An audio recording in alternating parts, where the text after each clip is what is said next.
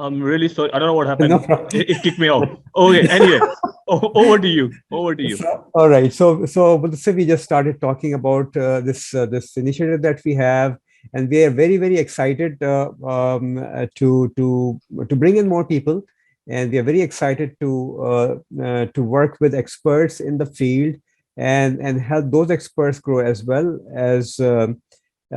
kind of bring others who are much younger, who need more support from the community, from SCMDOJO, and bring those interesting concepts and simplify those concepts. So I'm very excited. Technically, I started working with SCMDOJO, like as Muddassir said, 6 years ago, and now is a time when I'm more engaged, and I'm more kind of become a helping hand to Muddassir in his great initiative. So thank you everyone for joining in. I would really be interested to learn from you. Where are you joining in from? So if you can put in the chat, where are you joining in from? And that would really help all of us know the size of the community. First of all, we are already 36 people in the room, and furthest person who is furthest would probably get the opportunity to ask the first question, and the furthest would be from Dubai, from where Muddassir is based. So he's a nucleus, he's a center for us. So thank you very much. We have Montreal, we have Nigeria, we have Mississauga, not too far from where I am. I'm in Oshawa. We have Sofia, we have Chile. I think this guy is probably the furthest. My dear friend Matthias. New York, yeah, it's still quite far. Kuala Lumpur, Indonesia, Karachi, Delhi, Bosnia-Herzegovina, Chennai, India. I mean, what does it tell us? Guatemala, Colombia, it tells us that we are a community, and this small initiative has brought this community together. Andhra Pradesh, Costa Rica, awesome. Now, once Tokyo, Japan, awesome. Once the community is together, the real momentum starts building up, where we share our knowledge, experiences, and where we learn from each other and we help each other. And that's the motivation that we all have. That's the motivation that we would like Edmonton. All right, cool. I'm sure the weather is going to change quickly very soon in Edmonton, and it's going to be cold. Estonia, wow. So yeah, so when I landed in Canada, I actually landed in Calgary, which is not too far from Edmonton. So I know exactly what kind of weather we are looking for. So I would actually request Arpit, because Arpit is one of our facilitators in this whole initiative, to Arpit share something about what we get, the fabric, or the ecosystem that we are in. Currently, whatever is happening, we all know as supply. I mean, I'm not a supply chain professional, by the way. I'm learning. I'll be learning a lot from you. But Arpit, what is happening around the scene? So I'll give you, say, about 3 to 4 minutes to kind of give us a quick overview of the situation, and then we'll jump into more detailed conversation. Sure. Thank you, Hammad. So supply chain, as we have the team, it's so much of interconnected. So COVID changed. So I defined supply chain in my career for 22 decades. Supply chain before COVID was different. Post-COVID is different. And there are a lot of things happening. We have seen shortages. We have seen over inventory. We are entering into over inventory position now. We have seen pricing of a container going up from $2,300 to $30,000. Nobody ever thought that we'll be paying to return the empty containers so much. That's happening right now. We have seen a lot. We have seen raw material shortages. We have seen, which we never imagined. On the talent side as well, supply chain. And if you're following my my LinkedIn, I mentioned a point. We have seen so many layoffs going around the world. Right now, it's in IT and a lot of other areas. Supply chain, absolutely zero. No part in the world. I'm pretty sure we have very big interconnected group. Nobody have heard in their respective country that they are laying off supply chain people. Never going to happen. It's not going to happen. A couple of reasons. supply chain went up a level up, so generation 2.0 to 3.0, because we have shown during pandemic that what we can do as a collective team. It's a strategic mindset. So that's what changed in supply chain. The major change, what is going to come is challenging, keep up the momentum for supply chain. That's going to be a big challenge, because now the expectation is up to the next level. And I always say, speak the language of finance and speak the language of sales. And supply chain is going to be the third major language for the corporate world. So that's I sum up. Yes, we have done a lot more things to do. With right education. You can see on my wallpaper, I always define supply chain as three aspects: education, expertise, and experience. So if you have all three, we are going to do an awesome job. People will be so proud of supply chain professionals in coming time. Thank you very much for a very crisp feedback of what is happening. And this is basically affecting everyone, the consumer as well as those who are the suppliers and the manufacturers. It's a chain reaction, and the chain reaction is causing a lot of hiccups, a lot of issues. But you actually told us a good news. You gave us a good news that there is no shortage of opportunities within supply chain.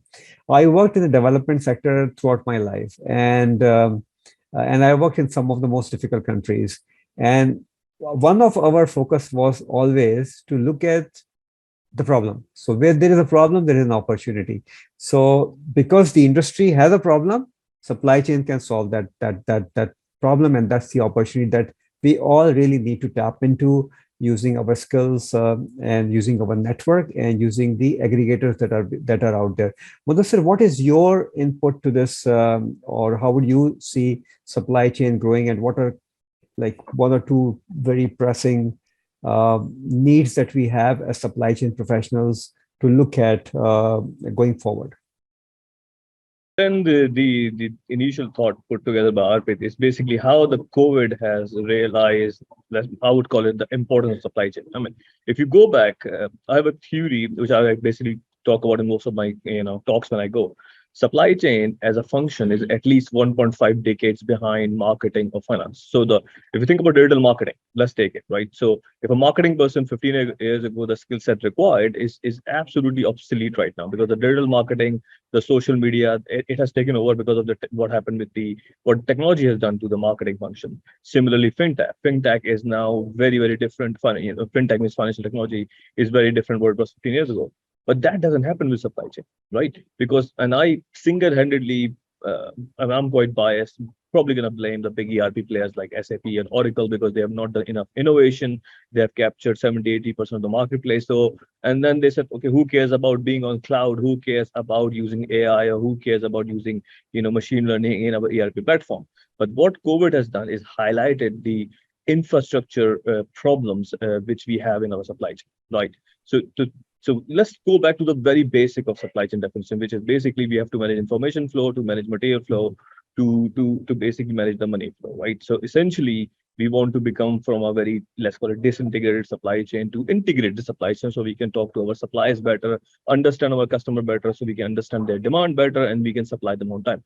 It's literally that simple, but the technology was not available. So what COVID has done is highlighted those issues where because we have the, let's call it, technological gaps, right? Hence the focus post-COVID, and there's like $87 billion have been invested in the, let's call it, supply chain startup space, tackling that technological problem. So the biggest change, which I think COVID is kind of blessing in disguise, that emphasize the supply chain digitalization is the way to go. It should be top of the agenda. When I talk to people, and I talk to a lot of people in my supply chain show and my conferences, I was in Mexico March, and there was a lot of C-level people in Latin America, and all of them was asking me the same question, right? Okay, we're talking about supply chain digitalization, but we don't know where to start, right? And this is where SCMDOJO is helping and creating, to start with digitalization, you don't really need to know how the machine learning works or deep learning works, or how you buy the artificial intelligence tool. What you really need to know, what are your core processes, what you do every day, what you do it manually, and how you can basically transform into a digital process which will enable you to start doing your journey on supply chain, let's call it digital transformation. So you can talk to your customer better, you can talk to your internal people better. Just to summarize, I've got a course on supply chain digitalization. You can go and get it if you're a member. If not, I would highly recommend to do so. So where I have explained the difference between what is digitalization or the digital transformation, so on and so forth. But the key point here is following. Once you are looking into supply chain digitalization, you have to think about two things, right? How you are creating value for your customer. That means, are you doing better, faster, cheaper, quicker, right? Providing on time, or you are driving internal efficiencies. That means reducing cost, again, process efficiency, so forth. If you're doing both of the things together, it's good. One is okay. But if you're doing neither, stop spending money and focus on your core processes. Sorry, slightly long answer, but I think it was worth answering that way. Thank you very much. So what I'm trying to do is also to kind of capture some of the things that you just said for everyone, and excuse my typos, because I'm listening, I'm trying to capture the stuff, and sharing it for people, just to kind of remember that as we go along. And of course, we'll have some question and answers going forward. So very quickly, this is our first meeting, and in this first meeting we are kind of kick-starting the process, and going forward, we will have more similar consultative meetings. We are not calling it a webinar, because webinar is when people only monologue. It's a consultative meeting where we want you to share your thoughts with us. We want you to contribute, because ultimately, as a facilitator, SCMDOJO, Hammad Siddiqui, Arpit, we can only bring you together. I mean, it's you who have the problem. It's you who can solve the problem as well. So please, stay motivated, and keep coming and keep talking about it. It's probably the most important topic for any industry. Even for service industry, even for those who are delivering services online, people like me who coach online, we all have supply chain issues. We all have issues that you all can solve as experts in the supply chain industry. So a continuous learning process is what is going to take us to the next level. Continuous talking to each other, the consultative meetings, and kind of sharing those thoughts and challenges will help us learn more and grow. So very quickly, we have already done the first piece of our agenda. We have talked about the ground realities of the system. The next, what we will do is to pick a few of the questions. So a lot of you who filled in the form have sent us their pressing issues. We will talk about those pressing issues, and we'll pick Dr. Muddassir's brain and Arpit's brain on those issues. And if you want to add something, you can always, please, you can keep adding your questions in the chat, and we'll try to address those questions as we go along. And then we will have a breakout session, which will actually have two objectives. Objective number one is that our network is our net worth. Matis, there's some noise coming in, so if you could all mute yourself. Sorry. Yeah, Arpit, you and Muddassir also. So anybody who is talking only can keep the mic on. Thank you. So there are two objectives of those breakout sessions. Number one is get to know each other more, because ultimately it's the community that can help each other. And actually, I wrote something about community building today on my LinkedIn. So if you want to go and have a look at it as well, because we all are part of community, and the community means that we all have similar interests. And with similar interest, we can build upon our expertise and create that momentum for growth, for professionally as well as for our industry. And number two is that in that breakout session, you will actually, however the number would be of the breakout session, bring us one most pressing issues collectively. And based on that, we will actually build the next consultative meetings. So it will be a series of things that we will continue working on, so that we continuously keep providing solutions, and those solutions will be consultative solutions. So you all are going to give your input, which will help you grow more in more professionally and reach out to more people. So these are the two objectives that we have of those breakout sessions. So what we'll do, I have these questions. So what we did, all those questions, we try to pick the most the questions that are most focused on the career side of it or the industry growth side of it. And we are going to kind of take those questions first. Those who those questions that are not picked up this time around may be picked up in the next session, because we really want to keep this session no more than 1 hour. So, very crisp, very targeted, focused discussion for 1 hour. That's it. Because if we overplay it, then we will dilute the interest. We don't want to dilute the interest. We really want you to work with us together as a community and grow together. So the first question that we picked up is Alex Lepson, and the pressing issue that Alex mentioned is convincing professionals around me about the potential of technology. I think that's really is very interesting, because technology requires investment, and the decision for that investment comes, usually it's a bigger investment, comes from the boardroom. So unless there is a chain, unless people above you and then the director level and then the board level are not convinced, like CEOs, CTOs, chief financial officers, and the board, they all have to be convinced, then only you will have that chunk of money available, which will then help you build those systems or acquire those systems. So that's the first question. And because Muddassir has deeper interest in technology, I would actually request him to kindly share his views. And if and when if anyone, so Fuad, can you please mute yourself? Muddassir, can you make me? Oh, what I do? Oh, God. Right. Sorry. So Yeah, sorry. How can I give you you the rights? so you click on me and just Yeah. go and Make a host. just Okay. make me co-host. I'm just making you host. Basically, we have so many choices right now. So that was my thinking process. How to make sure that people know and are aware about the technologies in the boardroom, so they can make the right decision, and how as a technology provider, for example, we can assist them with that. Right. Superb.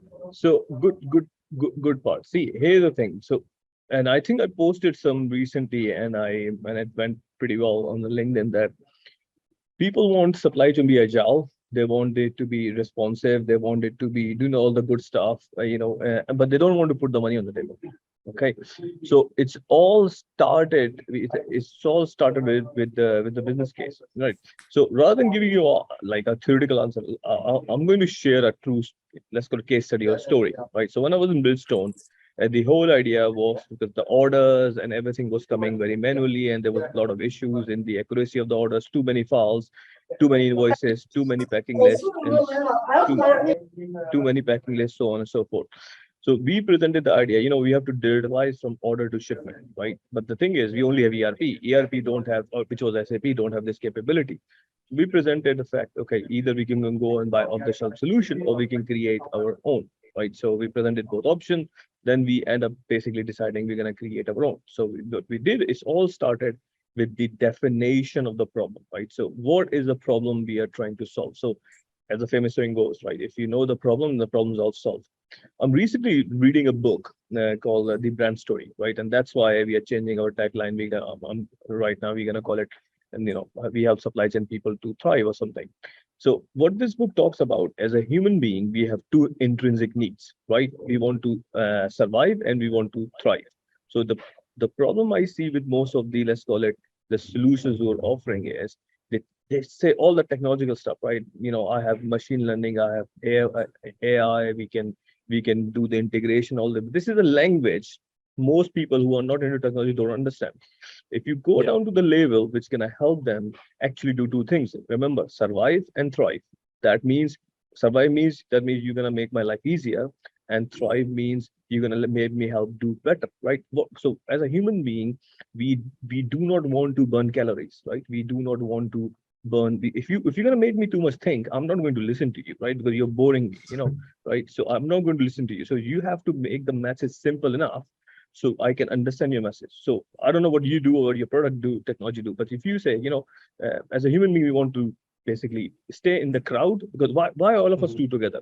We are together by the human intrinsic need of staying in a clan, staying in a crowd, right? We want to be Mhm. together. Right. We want to hang out. We want to hang out with the people of our type. So we are a tribe of supply chain people because we want to hang out together. We support each other. That's first thing. Second, the reproduction and produce our like-minded people, right? So the point I'm making with this story is following: how your technology is help them make money, save money, grow their business, link with other community, and fill this intrinsic need. If you land this message, right, then it will work. The biggest example of that, let's call it Walmart, right? Walmart have a very simple line. Save money, live better. That's it. That's what they say to people. Save money, live better. That means we're gonna help you save money and we're gonna make you live better. So, and if you ask me, if you can translate your message of your technology into a language which people understand without really going into technology, I can promise you it will sync 5 times faster. Thank you. Thank you. That's Yes, very so useful. Muddassir, I can totally resonate to what you're saying.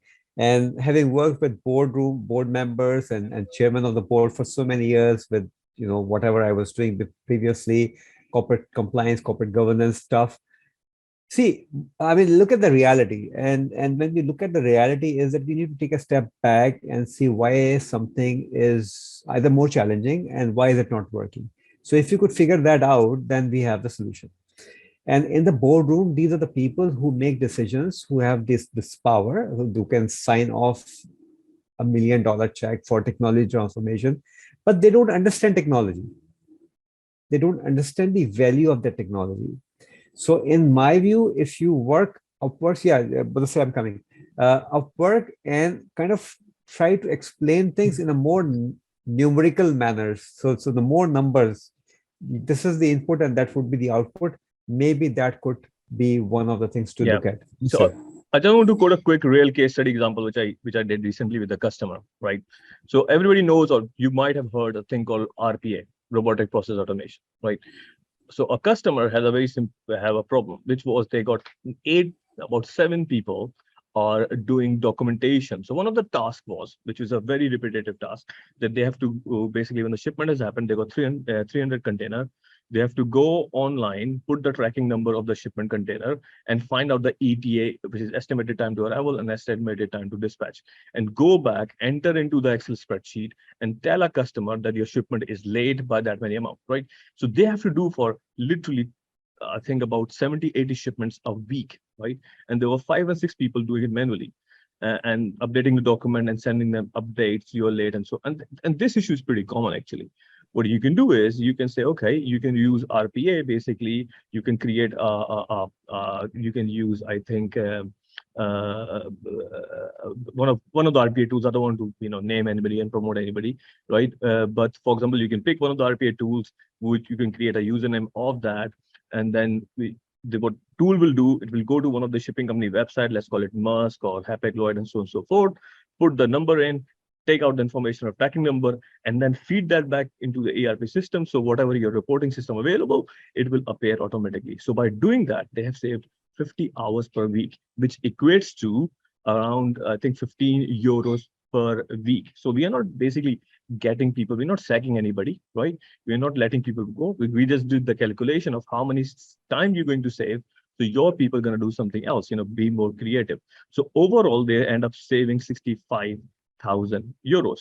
So the tool, which was Blue Prism, let me name it. So Blue Prism come up with the cost. So basically the bot cost is 0.07 euros per transaction, right? So the bot will cost 1,500 euros. If it equates to the people cost, whatever, and I think the differential was 65,000 euros. So it was only one slide I pitched, and it makes sense like this, because what we say is we can use the technology and we're gonna save you 65,000 euros. That's it. They don't really care how the bot works. They honestly don't care how the RPA works. What they actually want to know, are you gonna save me money? That's it. And when we have recession, when we need to really bring down the cost of production, cost of supplies, and everything that goes into into the pricing model, anything that you save is actually add on to the bottom line of your company. So that's the focus. So what I say again of someone who is not a supply chain professional, it's very basic mathematics that we need to really do. The next question is from Mahmoud Ayaz Khan, and it seems like a good question. Mahmoud, if you are with us, you just said data management. So if you could just explain it a little bit in the chat, if you are with us, we will take your question next. Following that is Bilawal Shahbaz Khan. And this question is how to become a supply chain consultant along with do's and don'ts. I would actually request Arpit to shed some light, and then anybody who would like to contribute to Arpit's. No, before that, I would like to hear from Bilal himself. So anybody you're picking up, Ahmad, the question, I think let's ask them to introduce, right? Let's put the So Bilal, you're there? Yeah. So if you're there, please unmute yourself. Yeah, I do see Bilal. Let's see. Bilal.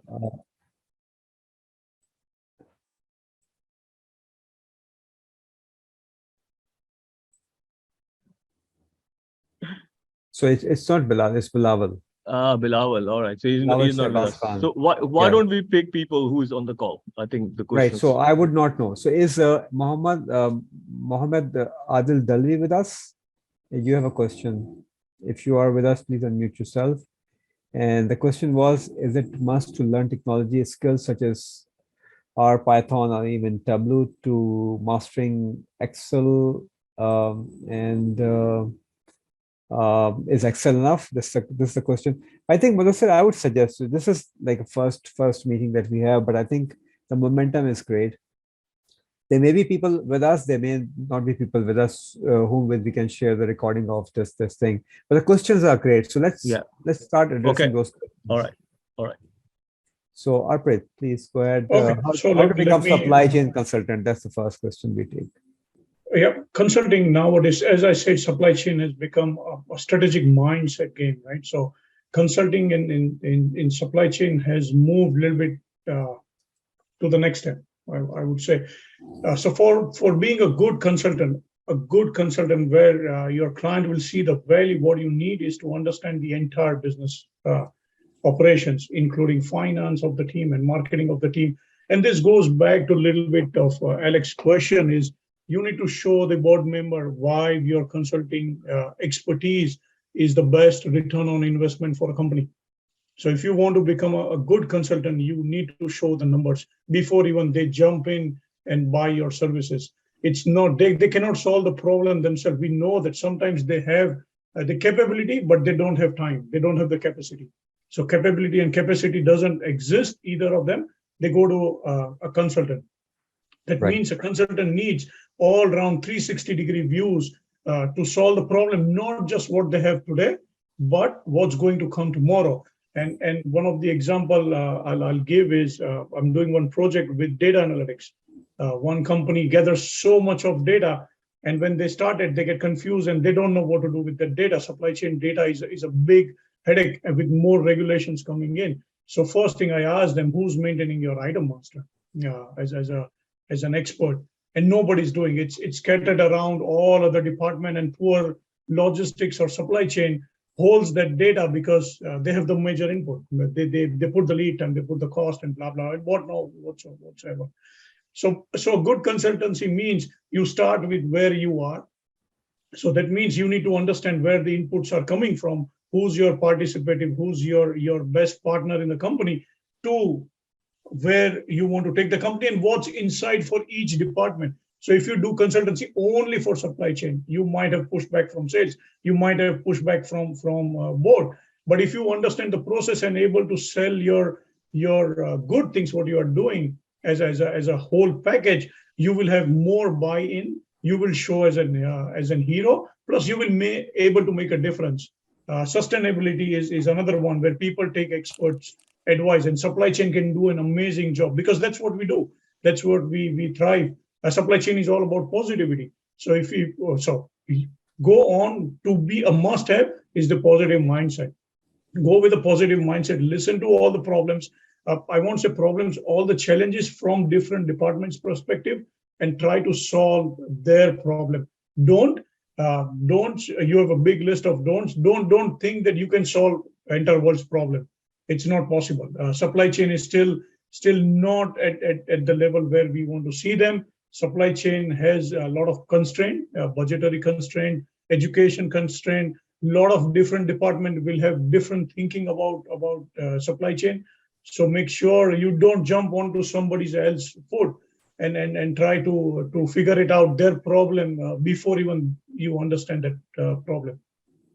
So the first message that I get from you is understanding the problem. The best way to understanding problem is asking questions. So if you can ask right questions, you will understand the problem better, and then you will be able to kind of create a solution around it. Perhaps I would actually add one more thing here, that you need to know your business, right? You cannot be an expert in everything. So you cannot be a consultant doing everything.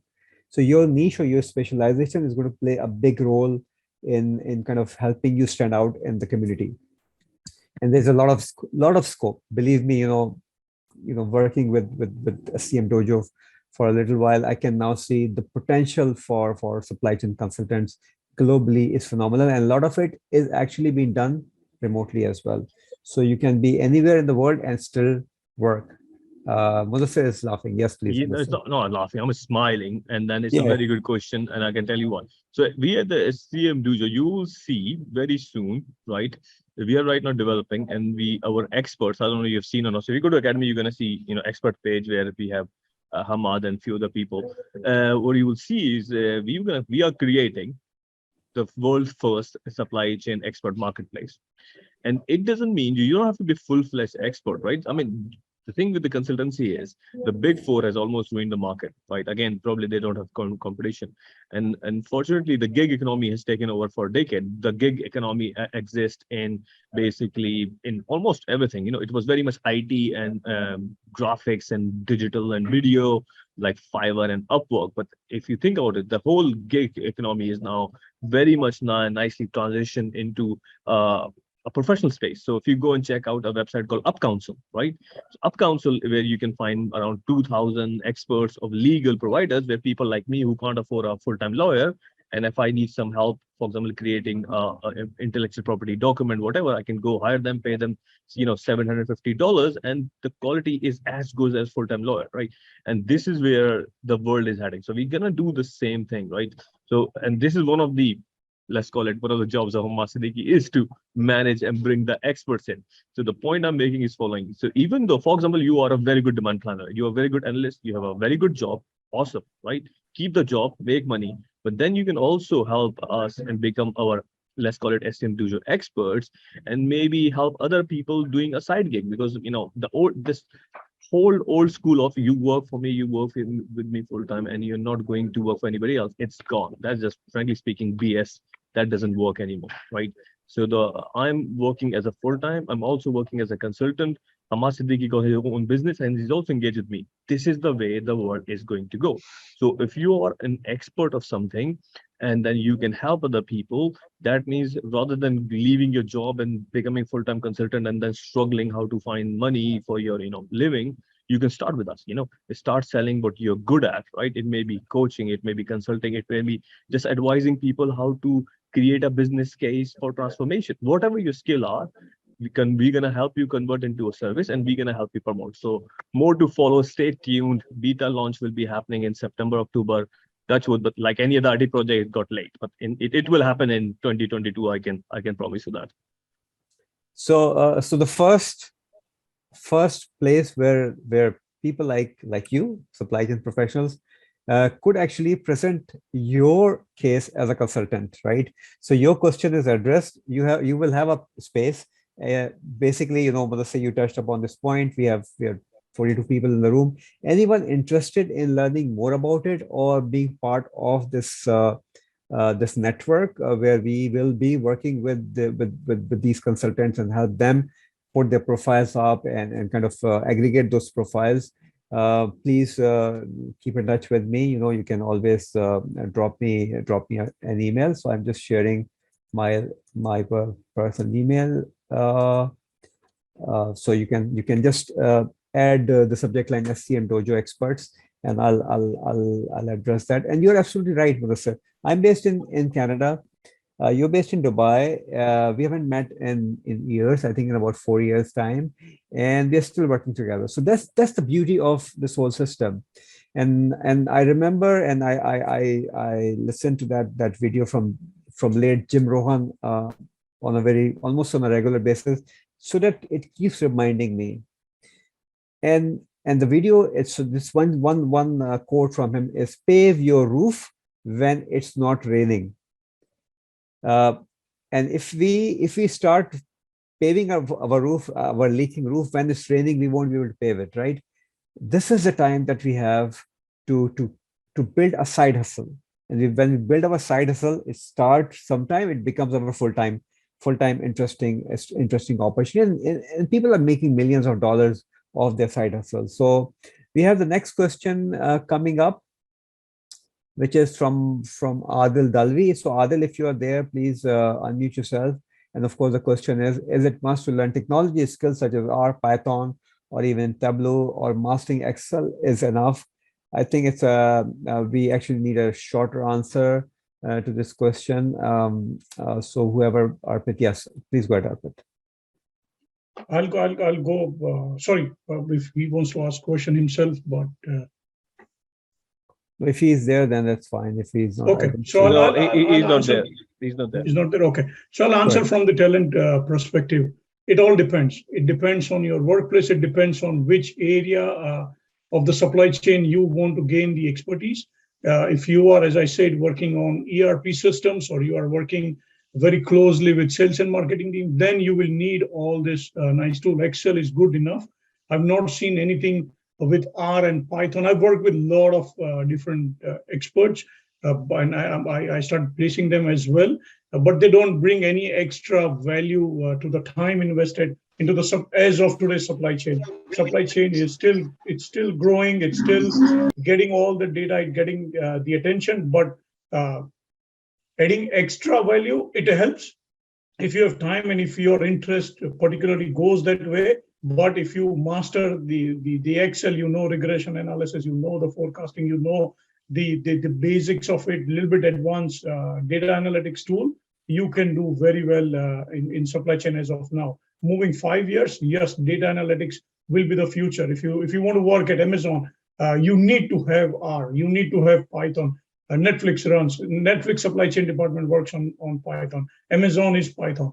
So if it all depends, again, it all depends where your expertise lies, where your interest lies, and where you want to project your future. If you have Python and you want to work as an, let's say, logistics specialist, it doesn't help. It's not going to help you. Python will never going to help you, or AI will never help you to that level unless you are a 3PL provider and you want to give service to big number of clients. Then only your skill set will happen, because you're dealing with a lot of big data. Thank you very much. Yes, Muddassir, please. No, yeah, partially agree with Arpit on the starting part, right? But I think in most of the roles in supply chain, the capability of understanding data, analyzing data, slice and dicing data is super important. You can pick any, let's call it, sub-function of supply chain from upstream, which is sourcing or procurement or supply relationship management or supply development. I've got which was my research topic of PhD. Again, manufacturing, and then the downstream, which is more logistics and warehousing. I mean, the more into operations and logistics, it's very clear. The data is the key. You need to understand, and the better you are in understanding, dashboards and Tableau and Python in terms of codifying, the better it is. Let me pick up most odd example, because there's some procurement, let's call it, person put this recently, which he's trying to say the people-oriented procurement was better way to go and not the process-oriented procurement. But again, even yesterday, I just posted a webinar, which we had on the 2nd of August, where we talk about structure SRM, which was the CEO of 𝐸𝐸 was with us. And so what he's done, SRM, which was a very, very soft subject, where you're talking about relationships only. The software has actually created that, let's call it a structure, where he talks about 4 pillars of SRM, right? That how you manage your project, how you manage your relationship, how you can get more value out of relationships. So the codification is done. So, and he's using ML and data to drive that conversations, to drive value, to drive value in supply chain. So this is one part. The second part is I also teach in, actually until last year, I was teaching the master classes and or supply chain masters. And I have seen clearly the difference between the kids who has shown interest in learning Python and Tableau at the start versus who has not.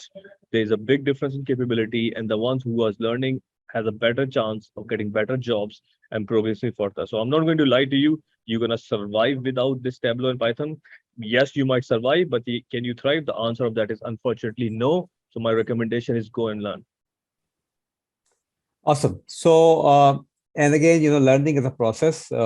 If we continuously keep doing it, we will learn about it.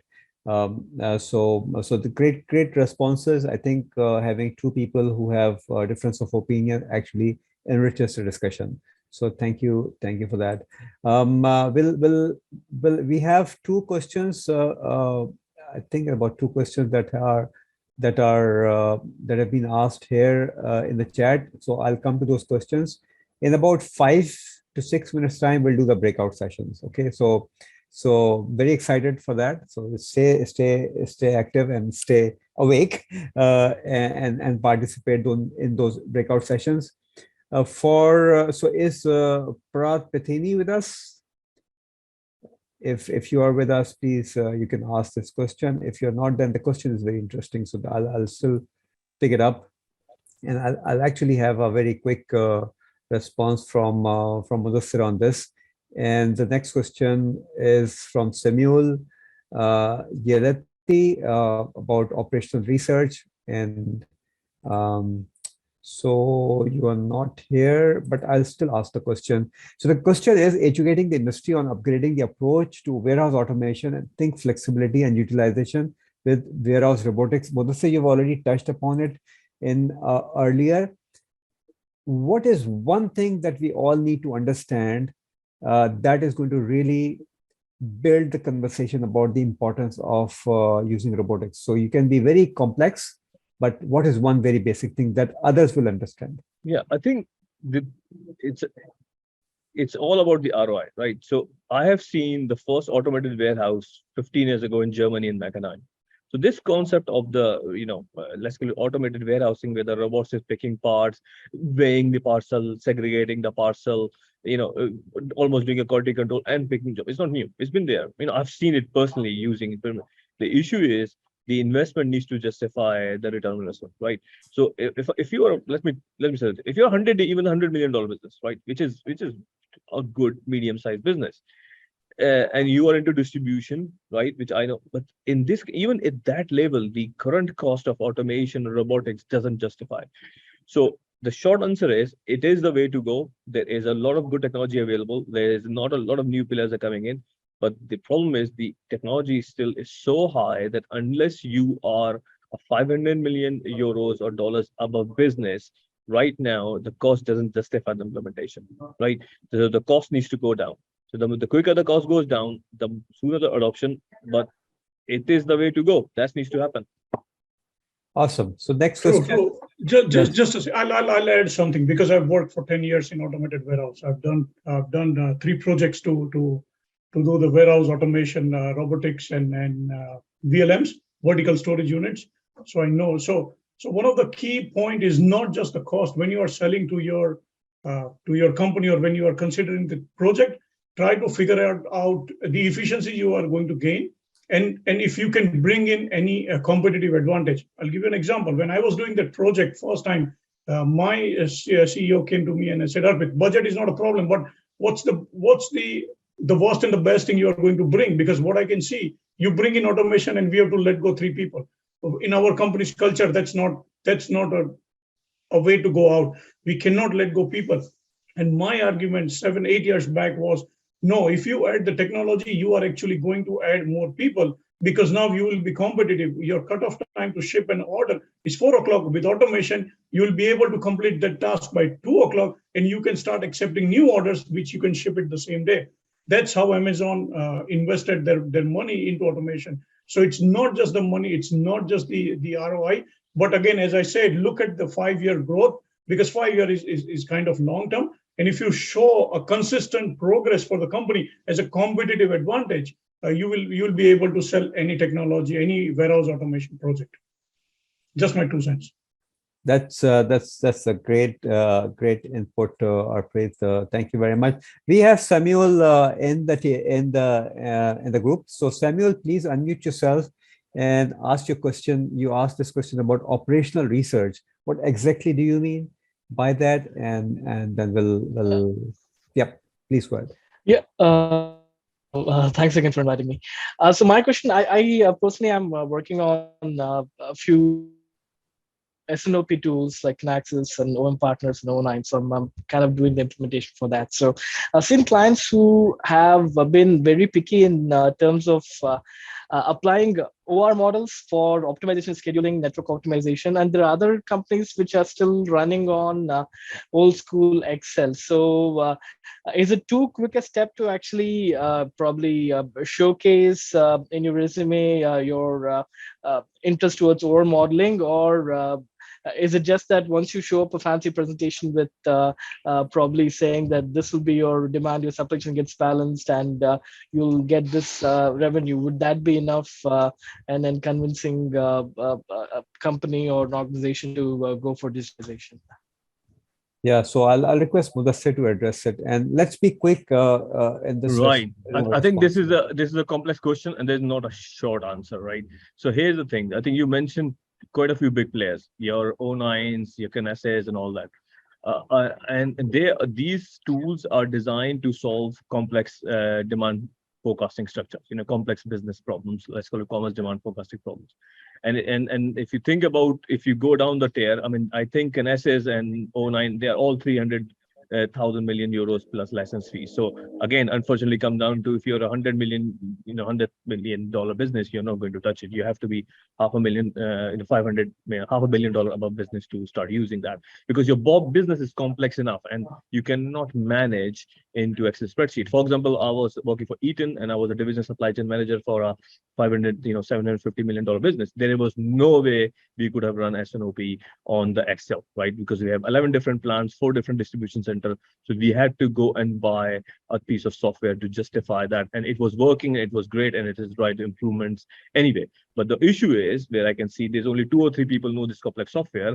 And generally when they leave business, and people stop using it, right? So I suggest people that before you go and spend so much money on buying Kinaxis or O9 or people, things like that, you need to make sure you have a basic maturity of a SNOP, you have a basic structure of demand planning, you have a basic structure of understanding capacity planning, doing consensus forecasting, even having executive review. So basically have the full SNOP process in place. Once you have it, and then when the Excel will automatically become too small and too, let's call it complex, and then go and do the investment and go and buy it. But there's a cheaper, let's call it software in place as well, which is like SlimStock, a few others. Believe me or not, we are right now, actually have a call later at 9:30. We are testing a small solution on demand forecasting, which is just based on time series and simple Python. So we are not really developing a SNOP tool, a simple tool just to do demand forecasting. So we can basically give it to our people who are going to buy our demand planning course. So what I'm saying is there's a level, right? So where your tool sits in the market and what level of complexity they're solving, and that's the right place. So if you can into that sweet spot, you will definitely sell a problem and you definitely sell a solution.